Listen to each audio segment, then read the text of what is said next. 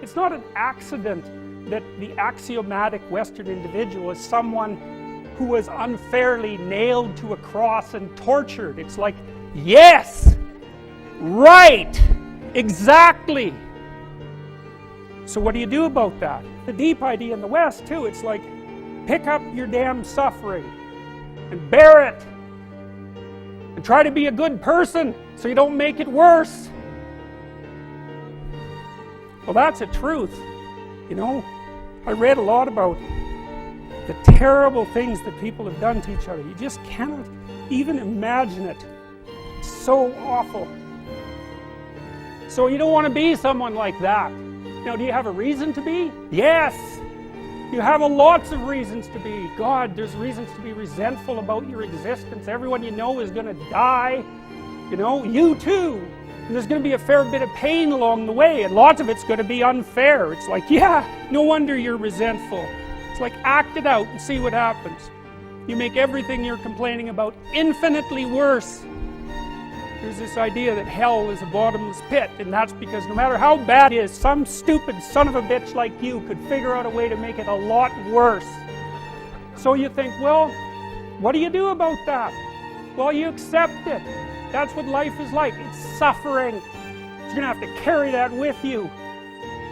Or do you want to just forget about the whole meaning thing, and then you don't have any responsibility, because who the hell cares? That you can wander through life doing whatever you want, gratifying impulsive desires for how useful that's going to be, and you're stuck in meaninglessness, but you don't have any responsibility. Which one do you want?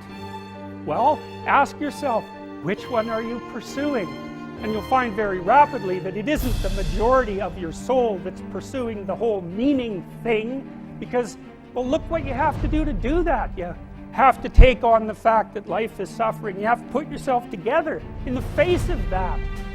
Well, that's hard. Christ, it's amazing people can even do it.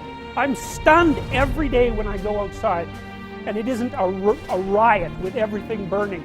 Because really, God, you talk to people, it's like, I knew this guy, he'd been in a motorcycle accident and it really ruined him, and he was like a linesman, you know, working on the power, and he was working with someone who had Parkinson's disease, and they had complementary inadequacies, and so two of them could do the job of one person, and so they're out there fixing power lines in the freezing cold, despite the fact that one was 3/4 wrecked with a motorcycle accident, the other one has Parkinson's. It's like, that's how our civilization works. It's like, there's all these ruined people out there, they've got problems like you can't believe. Off they go to work and do things they don't even like, and look, the lights are on. My God, it's unbelievable. It's a miracle. It's a miracle. And we're so ungrateful. College students, postmodern, so ungrateful.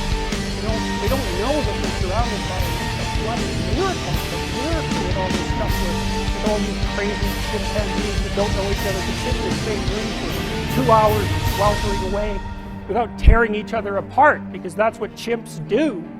So,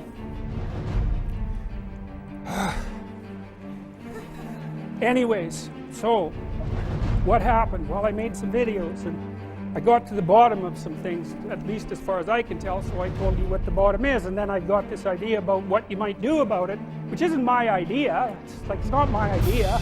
It's an old idea. It's far older than Christianity. Make the suffering in the world less. Well, that's the way forward, as far as I can tell, if there is any way forward. And that's what's under assault by the postmoderns. So look out, because they know exactly what they're doing, and they know exactly why they're doing it.